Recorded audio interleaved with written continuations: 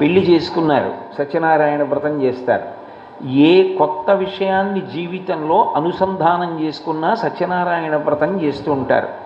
ఆయన దానవీర, ఆయన ఇది మాత్రమే ఇవ్వగలడు అని చెప్పడం సాధ్యం కాదు.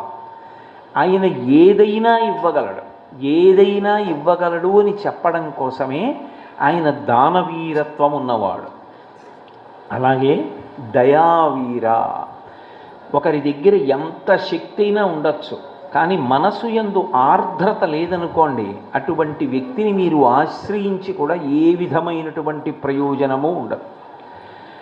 ఎందుచేత అంటే భస్మహవ్యములు అంటుంటారు పోతన గారు భాగవతంలో. హోమం అంతా పూర్తయిపోయి పూర్ణాహుతి కూడా అయిపోయిన తర్వాత అందులో బూది మిగిలిపోయిన తర్వాత అప్పుడు వెళ్ళి మళ్ళీ ఓం నమో నారాయణాయ స్వాహ అంటూ నేను హవ్యం వేస్తానంటే అది ఎలా ఉపయోగపడుతుంది?